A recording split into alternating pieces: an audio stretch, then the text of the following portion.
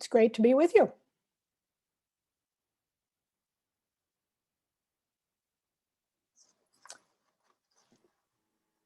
So, Maeve, is this our signal to begin? Yes, take it away. Sorry, go ahead. All right. I was waiting for some tee off. Okay. So I suspect many of you have either already seen a copy, or maybe you have a copy, or you've seen a newspaper review. And if you haven't already, you can quickly get a sense of it by checking on the Princeton U Press catalog website or Amazon, where you can use that peek inside feature, which I love, or by going to the Gulf of Maine bookstore. Of course, there they don't let you browse, so that makes it a little harder. But you could go to the Brunswick Public Library and you could browse there, perhaps. I don't know what their rules are. So our plan for today is not to tell you everything that's in the book. It's a very big book, but instead do two things. We'll tell you a bit about how the book came to be and highlight a few key findings outlined in the book in relation to bird conservation.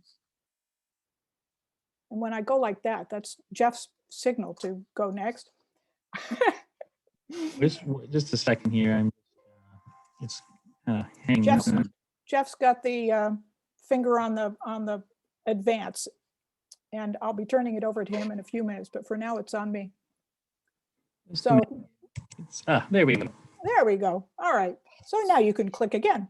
So Birds of Maine represents the decades-long efforts of Peter Vickery to create the first comprehensive book on Maine birds in more than 70 years.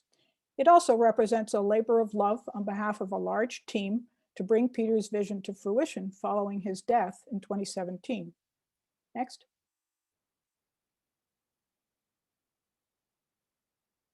We're trying to get coordinated here. Next. Sorry, for some reason this is a little bit sticky for me today.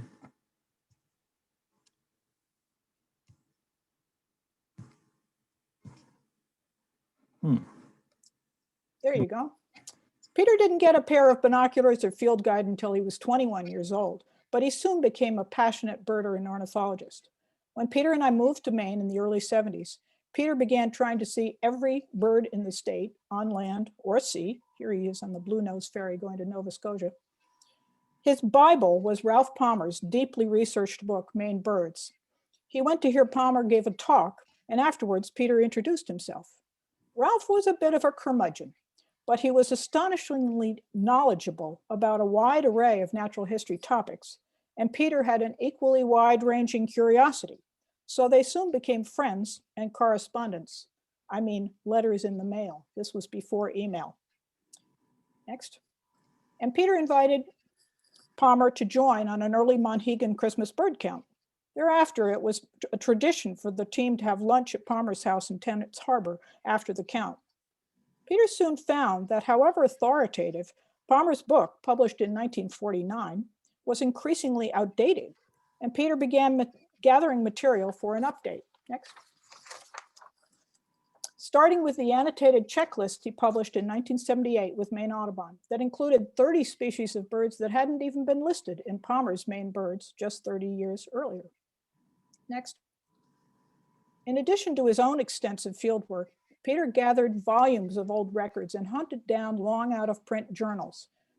I think there were a dozen Maine bird journals published between 1900 and 2000, and I think Peter has the most complete set of all of them of any library in Maine.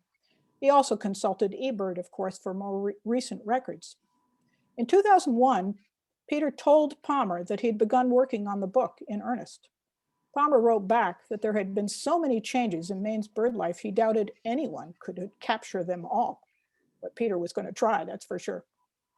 Next. When Peter got his diagnosis of terminal cancer in 2015, he had compiled the pertinent data for nearly all of Maine's 464 species and written 350 species accounts. But there were those 114 species accounts in 4 chapters that he envisioned yet to be drafted. A kind doctor advised him to assemble a team to take the book over the finish line. Next. Peter had already recruited Bill Sheehan. He's not the guy in the middle, he's the guy on the left, who lives in Aroostook County, to draft waterfowl accounts and provide a northern Maine view. Next. I'll tell you who that guy in the middle is in a minute. He asked Jeff Wells, who had been Peter's field assistant on his graduate work on the Kennebec Plains, now an expert on boreal bird conservation, to complete the warbler accounts. Next. And Charles Duncan, on the left, with whom he had taught seabird workshops at UMaine Machias, and who had become head of Manomet's Western Hemisphere Shorebird Reserve Network, to write seabird accounts and update Peter's shorebird accounts, many of which had been drafted a decade earlier. Peter started with the shorebirds because they were his favorite, but they were Charlie's favorite too. Peter asked his friend Scott Weidensall, next, author of dozens of birds on natural history, with whom he had taught ornithology at Hog Island, to be the team captain and chief editor. Next. Peter also reconnected with his old friend Lars Johnson, world-renowned Swedish bird artist. Peter and Lars talked through what species Peter hoped to have Lars paint for the book. And then Lars made 3 trips to Maine from Sweden to prepare studies for the book's paintings. Next. Barry Van Dusen, a colleague while Peter worked at Mass Audubon, generously agreed to open his archive of hundreds of published ink drawings without charge, and to do dozens of additional drawings for the book. Since Barry is Massachusetts-based, there were species that occur mostly in northern Maine that he didn't have drawings of until we commissioned them. Next. So this was the core team that was needed to complete Peter's work. And now, with their advice, Peter drafted a full outline for the book, secured the publishing agreements with Princeton and Nuttall Ornithological Club, and assigned the remaining writing tasks. The wider team that brought the book through production included 5 additional contributing authors, a cartographer, 3 graphic designers, a series of hired editing assistants who didn't make it all of whom did not make it onto the opening credits page, but I assure you are warmly acknowledged. Next.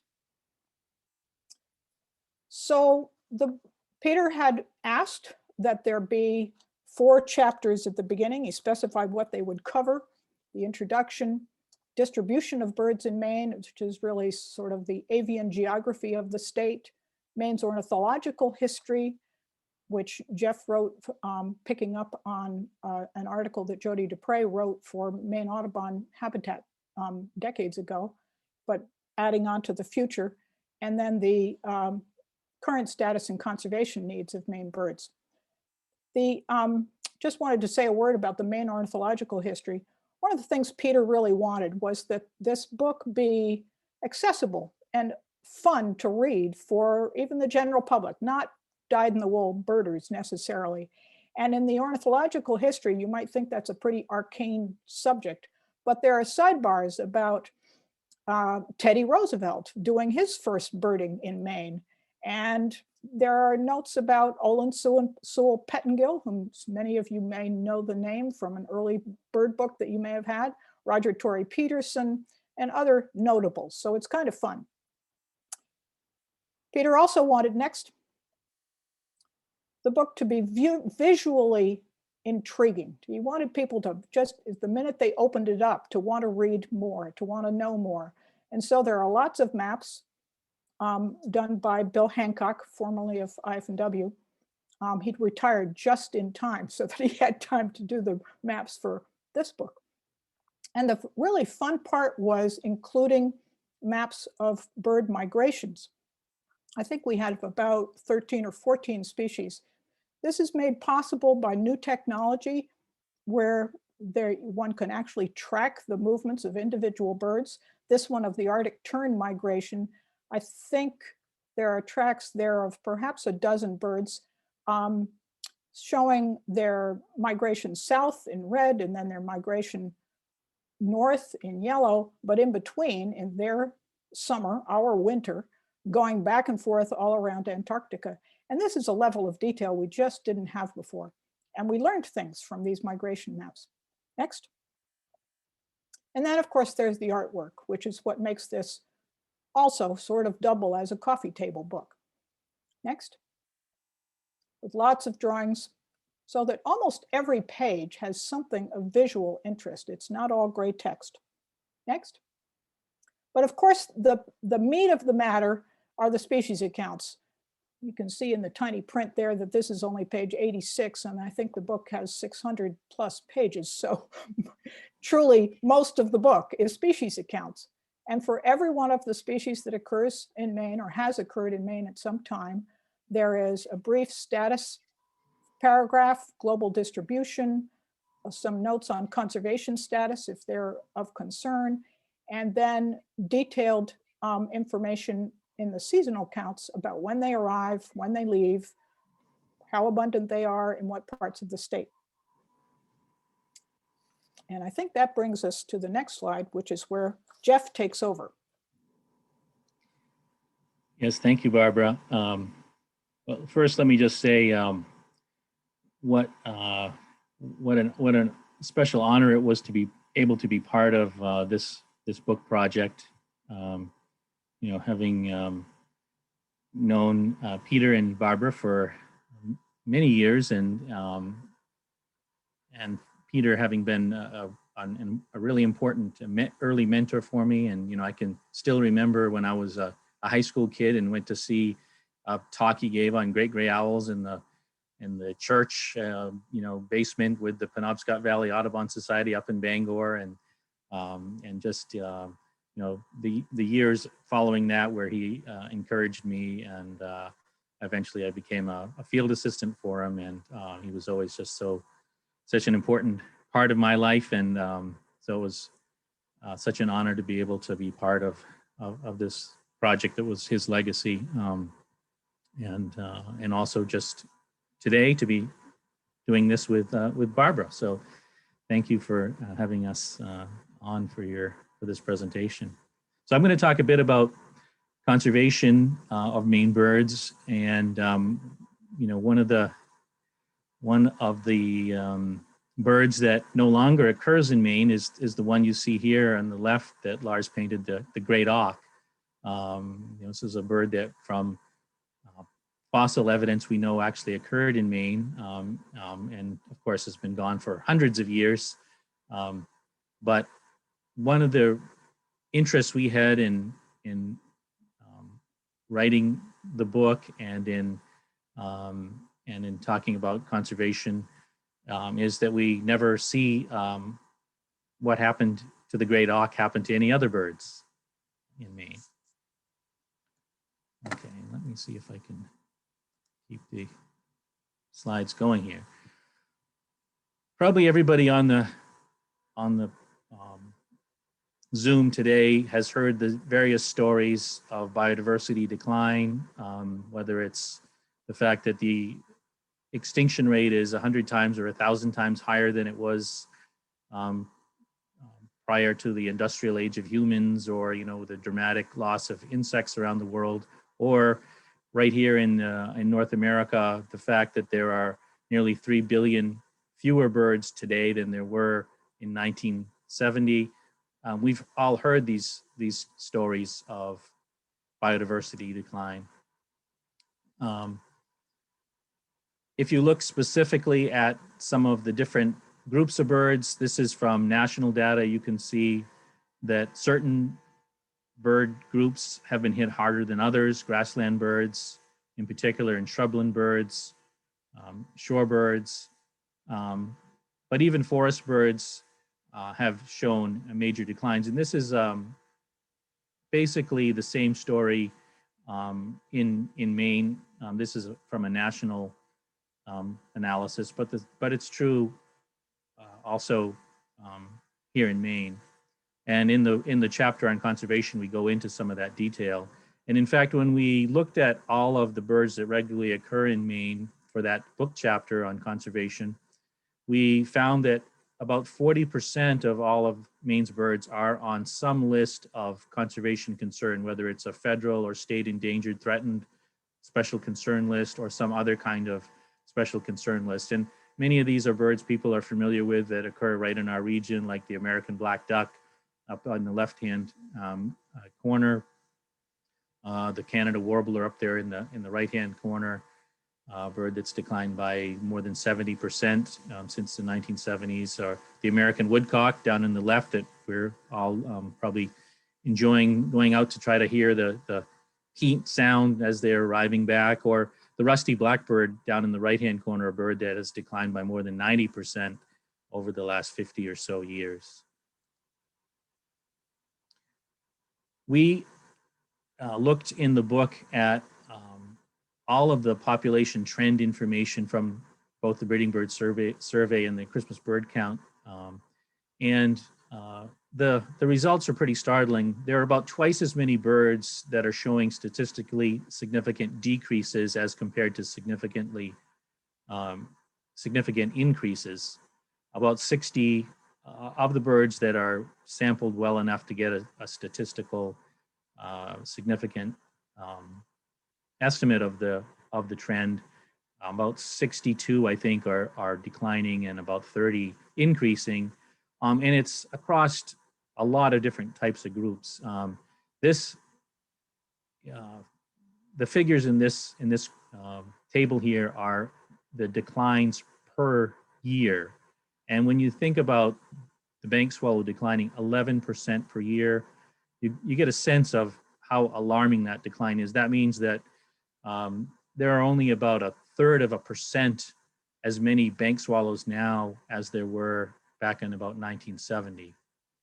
And you see lots of other kind of alarming declines, even things like great black-backed gulls. Both great black-backed gulls and herring gulls have shown significant declines here in Maine in recent decades. But you'll see all sorts of other birds, field birds and forest birds and insectivores, wetland birds. There's a lot of birds on this list of declining species. What are the reasons for this decline in biodiversity across the world and here in Maine? Well, it's the same story we're all familiar with. When there's less places for them to nest and find food and safety from predators, there's fewer of them. Habitat destruction, degradation, and fragmentation is the leading cause. At the worldwide level, exotic species invasions. Here in Maine, we know some stories of that, like the green crabs in the Gulf of Maine, pollution and unregulated insecticide use. Those are among the biggest issues that cause these declines. But some of the changes we see in bird populations aren't really sort of from threats. Things can change, but not because of a major threat. And one of the changes we've seen in Maine is the decline in farmland since the late 1800s. This is a graph that shows the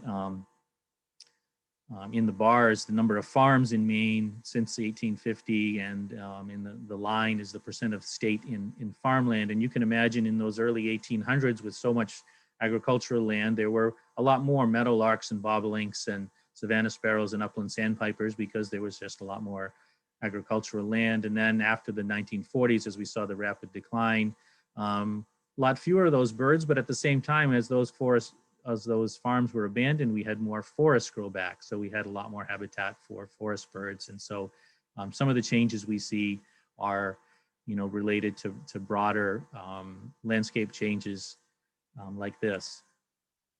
And so today, of course, we know it's tough to find many of the grassland birds, along with the change that I just described. Historically, now today we see the loss of so many of these farmlands to various kinds of development and other things. And so it's tough to find a meadowlark like we see in this picture. I know my wife Allison and I looked for meadowlarks in our area last summer, and could only find a couple in a couple of fields, where 20 years ago you could find them all over the place. So along with thinking about the birds that are declining the fastest, or sort of at most immediate risk, we also like to think about the longer term future of a place like Maine. And one of the ways we do that around bird conservation is to think about what birds have significant populations in our state. What are some of the features or birds for which Maine is particularly special? Maybe they're not declining, but they're birds that we have a high stewardship responsibility for because we have a lot of them here.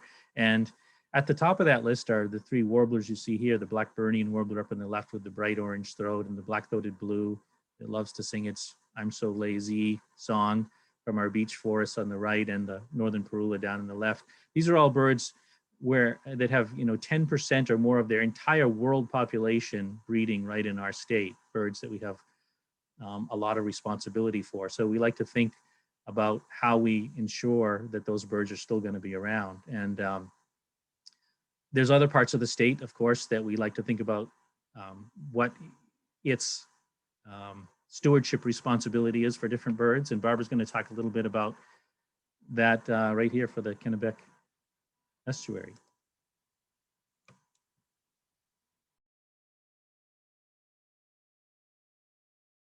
Need to unmute. Sorry, people.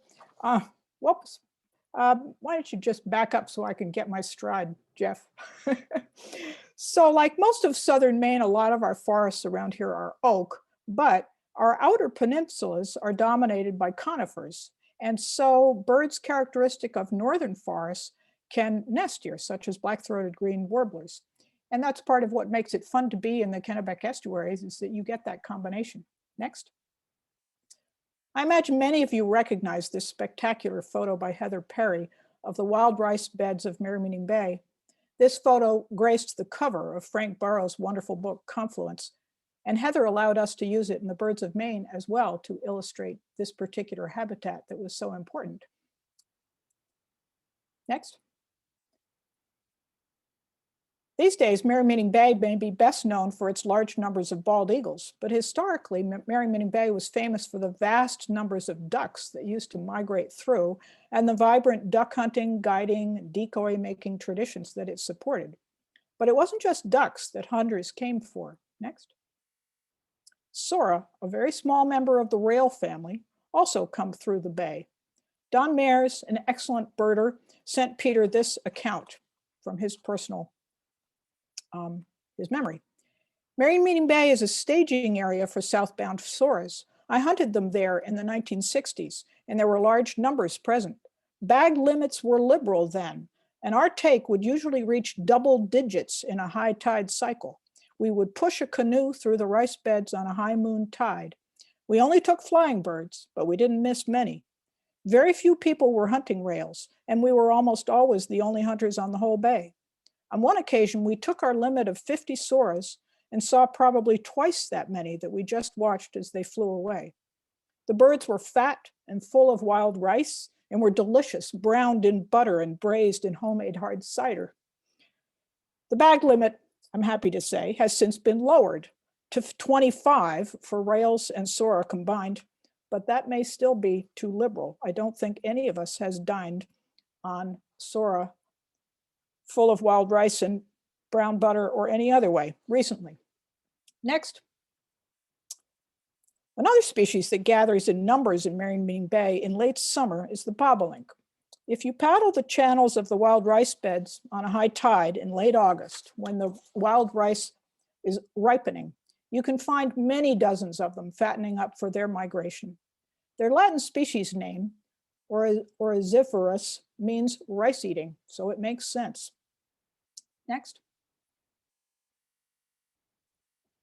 Also in fall migration, thousands of shorebirds make use of Seawall and Popham Beaches, and in fewer numbers, next, in spring migration when they're sporting their bright breeding plumage like this red knot. A final thought on what makes the Kennebec Estuary area special is its vulnerability. These maps show the historical and projected future progression from rural in white to emerging suburbs in yellow and urban in red. You can see, if Jeff, if you would point your cursor at map 2020, the year we've just passed, and there that arrow is pointing to Wiscasset. So you can see the cluster of towns just to the northwest of Wiscasset. So there's a little bit of a pocket in Dresden, Richmond, Bodenham, still comparatively rural or suburban, as urbanization is marching up the coast. Protecting the fields and forests of this area is critical to keeping it that way. Next. Now I'm going to shift back to threats to Maine birds. Besides grassland and shrubland species, a group of Maine birds at great risk are those that make their living by eating insects on the wing. The so-called insect apocalypse, global collapse of insect populations, is causing a parallel collapse of these insect-eating species. These guys are saying, feed me, and there isn't enough. Aerial insectivores like swallows, swifts, and whippoorwills have experienced the steepest declines of all of Maine's hundreds of species. As Jeff just said, bank swallow population is less than 1% of what it was in 1966. Next. When people talk about the decline in insects, it's usually the decline of pollinators, native bees, flies, next, butterflies and moths that they're talking about. The reasons: habitat loss, climate changes, also outside lights that lure night-feeding moths to their death, contributing to the decline of luna moths and cecropias on which whippoorwills feed. But another culprit are insecticides, especially a relatively new class of insecticides called neonicotinoids, now in widespread use. Its link to bird declines is clear enough in Europe that their use there has been banned. There is currently a bill, LD 155, soon to be voted on in the Maine legislature, that would limit the use of certain neonics that have been found to have particularly devastating effects on pollinators and birds alike. Back to you, Jeff. One of the threats that we didn't highlight on that list of the major threats to birds was climate change. In the past, people thought that climate change was going to be happening kind of at a much slower pace. And of course, any of us who are living through recent times know that it's happening a lot faster than we thought. The impacts are happening faster than we ever imagined. This is just a headline from a piece that Colin Woodard did on the Gulf of Maine and its climate change, the impacts to wildlife in the Gulf of Maine from climate change. Audubon did a report a couple of years ago, National Audubon, on modeling the changes expected from different climate change scenarios in the state, in North America. And it's set up so you can actually look at the changes state by state under different scenarios. And this is from the web page, to just kind of a piece of the web page, but it's alarming when you look at the number of species that are expected to disappear from the state under the highest climate change scenario. Clearly, we're going to see some major changes. If there is good news from this, it's just that if you look at the less severe change, we see that there's a lot fewer birds impacted. So there is incentive to make sure we do what we can now to lower the impacts. In the book, we actually show some of the changes that probably all of us are aware of that are thought to be largely from climate change in some of our Maine birds. We have these wonderful maps that show the advancing of ranges of birds like the northern cardinal. I can still remember my grandmother talking about the first cardinal she ever saw in mid-coast Maine in North Edgecombe. I still remember myself, the first cardinal I saw in the Bangor area back in the 70s, and how exciting that was at the time. And now we have cardinals that have expanded over so much of the state. Or tufted titmouse bird that was and I think there may not have even been a record prior to about 1950 in the state, and now has expanded over much of southern Maine. Or red-bellied woodpecker, similarly, just kind of rapid expansion north as a result of climate change. So we've seen lots of these sorts of changes. Of course, there are other ways that birds are impacted from climate change, including from sea level rise. And I'm sure, again, most people on this Zoom call are aware of the changes we expect to see from sea level rise. These are some maps showing two familiar areas. The reds are what will be inundated with a 1 meter rise in sea level, and the yellows with a 6 meter rise. And on the left is downtown Bath, on the right, Reed State Park. And you can just see there's going to be major impacts. For birds like the salt marsh sparrow and the willet and the piping plover and some of the other birds that really rely on salt marshes, the impacts are going to be particularly tragic, because you can imagine these are birds that live in this very narrow area between sort of the mouths of estuaries and the open ocean, sort of often an area that may only be anywhere from a half mile wide to a couple of miles wide. Their entire lives are in that narrow border, and on top of that, their vertical lives are going from sort of low tide to just barely above high tide, and their nests are often just inches above high tide and normal high tides. And so some of the sea level changes that we expect to see will have major impacts. Just to give you a sense of that, this is a picture of the mouth of the Sprague River from the top of Morse Mountain, looking out to Seawall Beach of the beautiful marsh there. And this is the same area under a very high tide, and you can imagine any bird that would have been nesting in that marsh, its nest would have been flooded out. And as climate change happens, we're seeing more and more of these kinds of major events.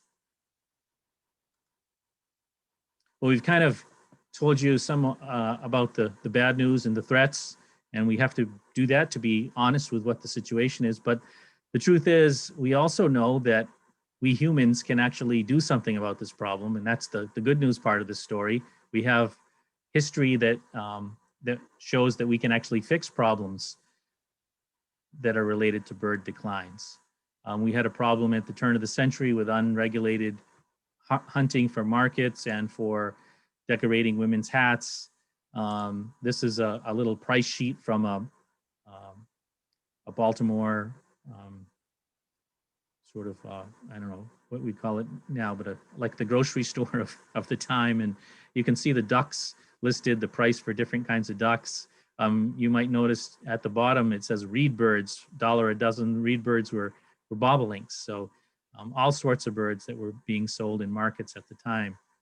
And because of that, people came together and started forming different kinds of organizations. That's when Audubon societies started from the grassroots up.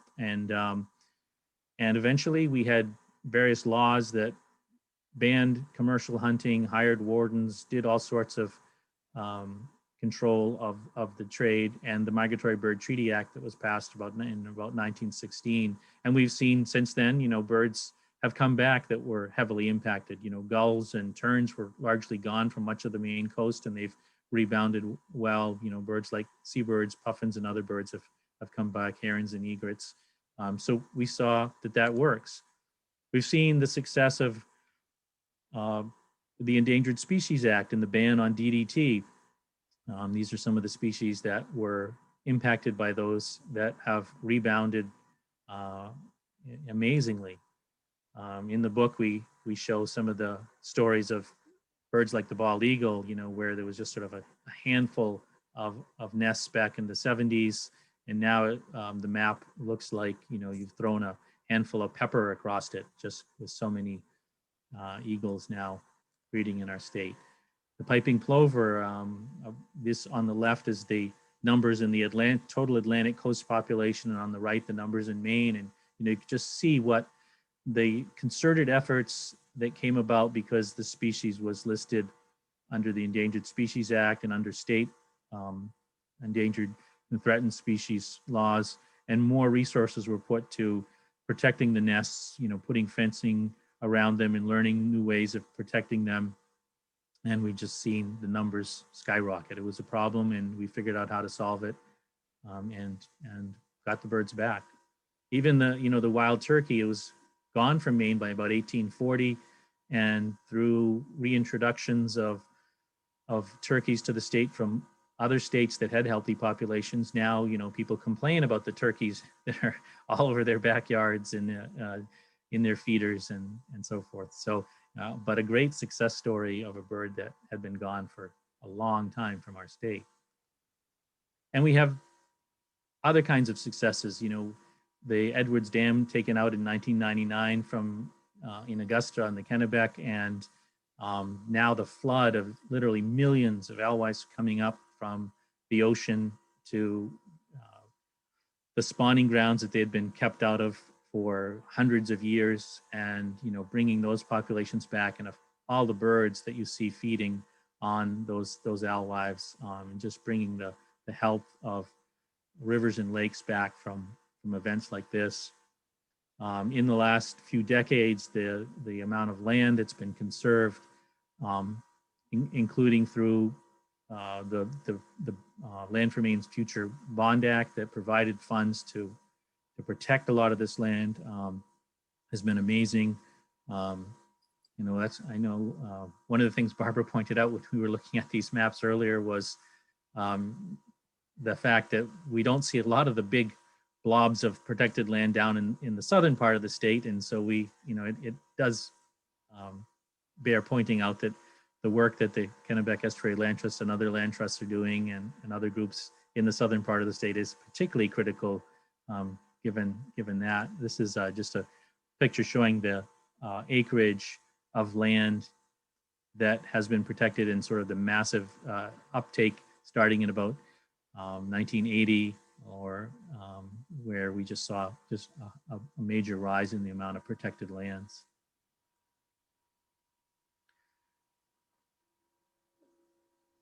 This maybe for many people goes without saying around conservation, but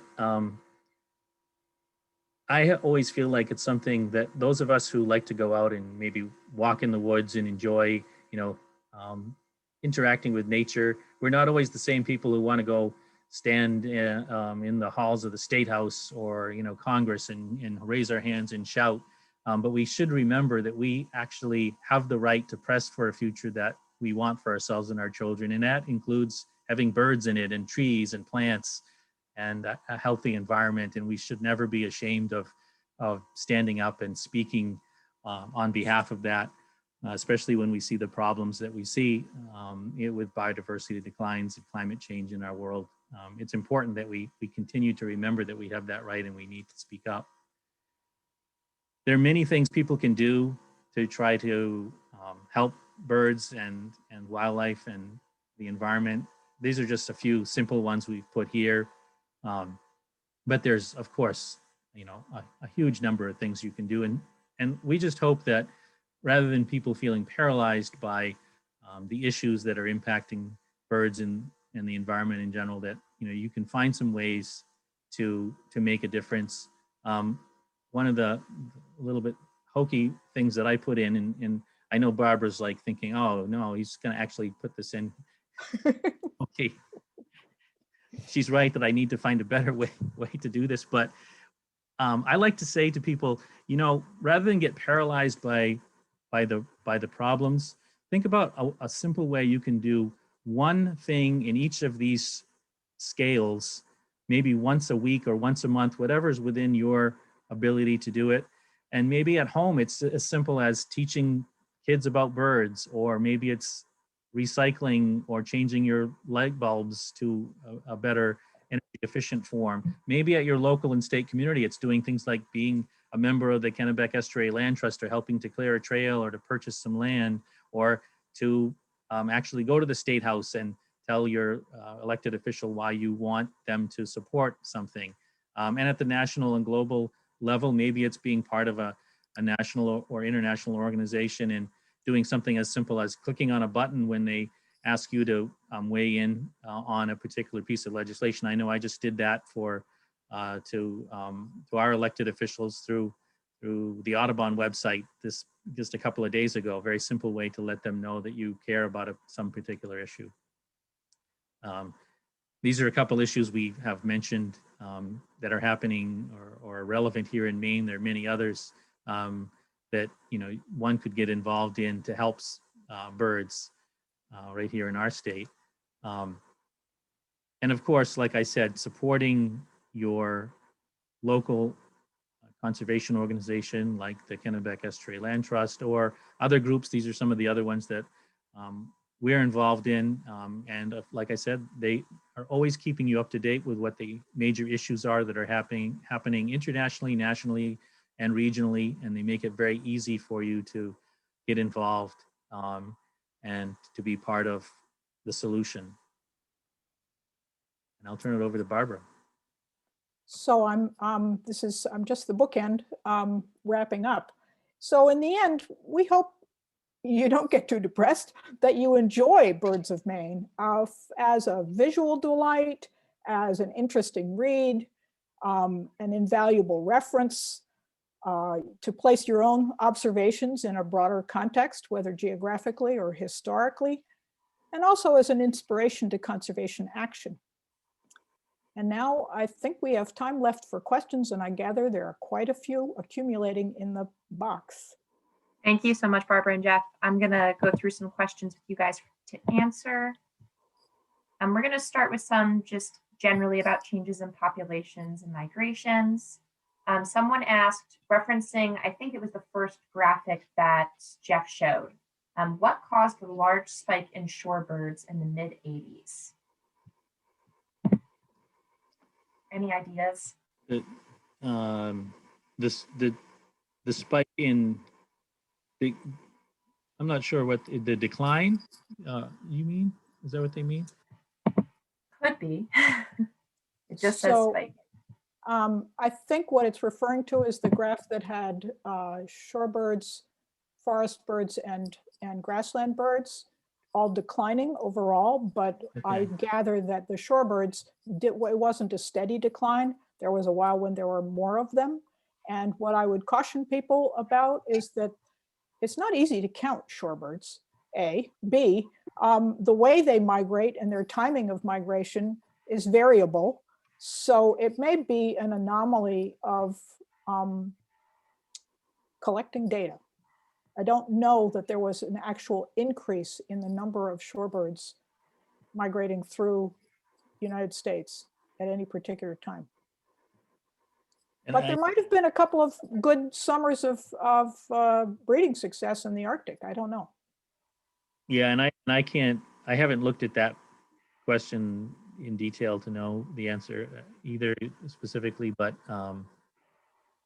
I know, overall, I think it's about 15 species of shorebirds have declined by 50% or more over the last 30 years or something like that.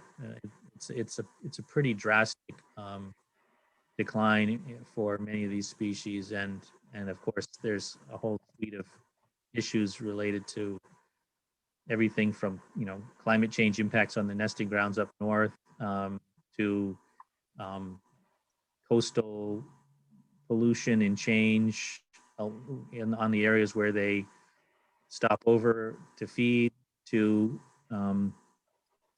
issues on the wintering grounds, including some places where there has still been some hunting of shorebirds in parts of the Caribbean and South America, although there's been a major effort to stop that activity. But even I remember myself maybe 15 years ago down on Barbados, visiting some hunting clubs there where they had pens that had all of our common shorebirds in pens. These were shorebirds that had been winged, injured, and they would, once they were injured, they'd keep them in these big wire pens on these kind of marshy areas, wetlands, to use them as decoys to call the migrants in so they could harvest them. So, a lot of different issues, but that's been curtailed in most places, actually. But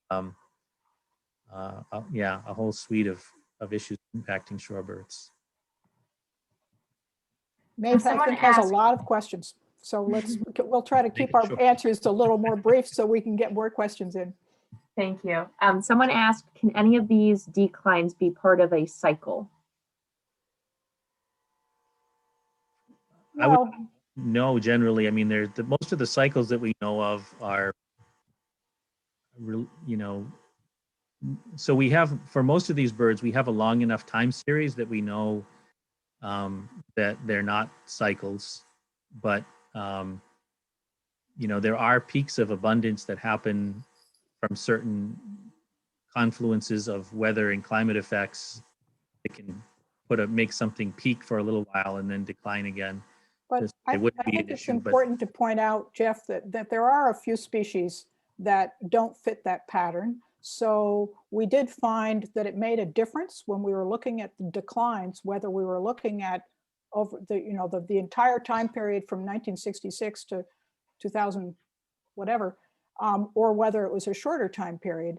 And evening grosbeaks, for instance, showed a long-term decline if you looked at the really long picture, but if you looked at the much more recent picture, it looked like there was an uptick, and there was an uptick.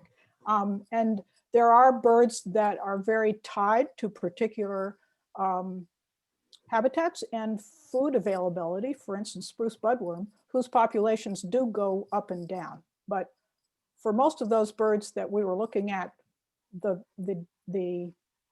statistical decline over 50 years, it's one directional. Great, thank you. Have migration patterns changed at all for some birds? For example, do some robins and Canadian geese now stay all year? And if so, is this a problem? Well, for sure, we're seeing, the number of robins on Christmas bird counts has spiked in the last 20, 30 years. In Bar Harbor, 30 years ago, there would maybe be 1 or 2, and last year I think there were 30, for instance. So it's not a problem for those of us who like having more different kinds of birds to look at in the winter. And the robins are not the only species. There are quite a few that are wintering here. In fact, there were more increases in Christmas bird count numbers for more species than for breeding birds. And the thought was that that was because of more birds staying here instead of migrating farther south. Great. Barbara, you talked a little bit about some of the technology we've advanced with bird research, including, geolocators. Someone asked if there's ever been research tagging Maine ospreys to see where they're overwintering. I don't know the answer to that. Do you, Jeff? I'm not aware of any study that has done that in Maine. We've had ones nearby, in Massachusetts that have shown birds going down as far as South America, northern South America. But I don't know of an actual study. I think we would have liked to show that in the book if there had been one available. So if there is something, it's probably even more recent, and we haven't seen the result ourselves yet. I do know that people have been banding birds for much, much longer than they have been using these fancy newfangled geolocators. And I know that there have been osprey banded in Maine, but as Jeff says, that shows a bit of a pattern, but not as interesting. We have some species-specific questions. Someone asked, do we have hermit thrush or wood thrush or both? Both. Great, that's an easy one. Although wood thrushes are disappearing pretty quickly. Another question was, what habitat do sapsuckers live in? They tend to like mixed forests and areas near streams and ravines, often with yellow birches and kind of some mixed, hemlock and fir and that sort of thing. So mixed forests. They're pretty widespread throughout much of the state, and starting that wonderful sort of staccato drumming right now as they're arriving back. They like old aspens too. Someone mentioned that they have a pine warbler that's been coming to their feeders for suet, and they asked, is it likely that it'll stick around for the summer? Hard to say. They're migrating through, and they don't really go all that much further north than Maine. You know, Maine's near the northern limit. They are expanding north into Canada a bit, but so your bird could be a local one that's just feeding there, and then it's going to bop up into a nearby pine grove and nest, but it's a little bit hard to gauge. It could also be a migrant that's just going to stop it for a while until it feels like the time is right to move on a little bit further. Now I have some questions about human interactions with birds. Someone asked just broadly, how do we attract more birds to our yard? Well, I'm sure Jeff has answered this many, many times, but I'll say I have often experienced that people come to my house and they marvel at how many birds we have at our feeder and ask what we've done. And we have been here for 40 years in Richmond, and our plantings have been exclusively native plants. We have a lot of native shrubs and trees that fruit. And the birds like those a lot. I will acknowledge there is a flowering crab that is not native, but and the birds like those fruits a lot too.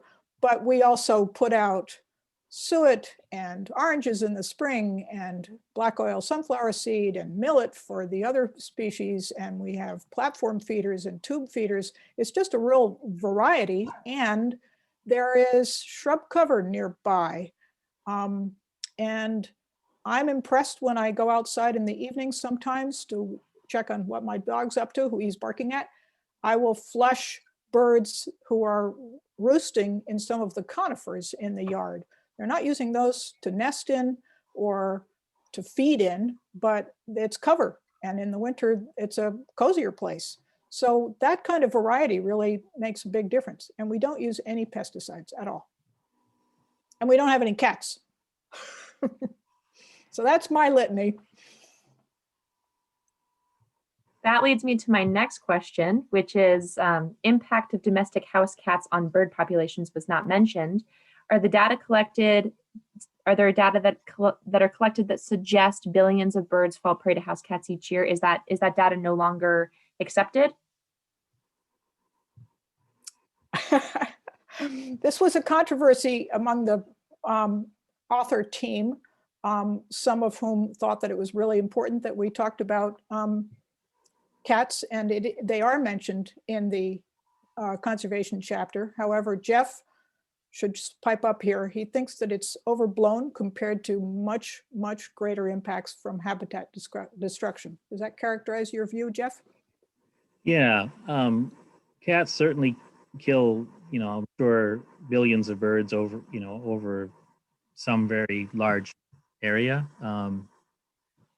They, of course, their highest densities are in urban areas, and it is true that most of the birds that breed in urban and suburban areas are actually among those that are actually doing well or increasing for the most part.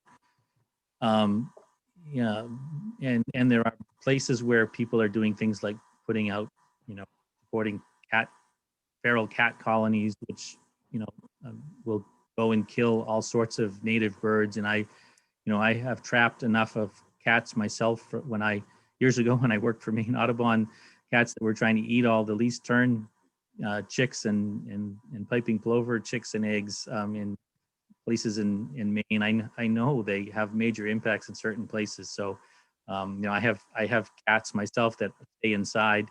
I love cats, but I don't think people are spending all their time worrying about that, and yet the issue that will make the difference on the future of bird populations is going to be that whether they have places that allow them to breed and nest and raise more young and to survive during migration and all of those kinds of things. And the solutions to that are protecting and restoring habitats, making big areas where there aren't a lot of cats and things like that, and so the solutions that'll help birds are related to protecting habitat. And I think as much as we can do to try to limit cat predation, is helpful, but you know, we could spend all our time doing that and all the birds will just disappear. So unfortunately, that's the reality of it. Even if we got everybody to put their cats inside, we did nothing else, it wouldn't make the big difference. So I think it's an important thing to try to work on, and in particular areas, but it's not the biggest solution to our problems. Great. Another question, if we have bird seed available for birds throughout the winter, is there any risk of encouraging the birds to stay rather than migrate? No, there's no evidence that happens, I would say, so. Great. Well, I think that pretty much covers our submitted questions. I have one question for both of you, if you can answer it, to end on. What is your favorite species of bird? You want to go, Jeff? Well, yeah, I can. I don't really, you know, have a particular favorite, and it changes from day to day depending on what's around me, I suppose. But I do, I am partial to a lot of the northern forest birds, you know, and birds like that beautiful spruce grouse that Lars painted, you know, is a favorite, and great gray owls, which are a bird that I really sparked my interest when I was just learning about birds as a young teenager, and I got to see some when we had a big invasion of the 1970s. Those are some of the ones that come to mind. Barbara? Well, I was asked this question on another Zoom call when I was doing it with Scott, and they were asking not what my favorite bird was, but what was Peter's favorite bird. And I stumbled around for an answer and gave quite a few. And then Scott broke in appropriately and said, for Peter, his favorite bird was always the one he was looking at right then. So in a way, I want to echo that and say, the red-bellied woodpecker coming to the suet right outside my window just gives me joy. He's so beautiful. And so right then, he's my favorite bird. But when I step out on the porch at this time of year and I hear a hermit thrush, that's my favorite bird. Absolutely. I couldn't agree more. Well, thank you very much, Barbara and Jeff, and thank you to everyone who joined us tonight. All of our lectures can be found in our virtual learning library on our website at kennebecestuary.org. That concludes our evening. Thanks again and have a great night.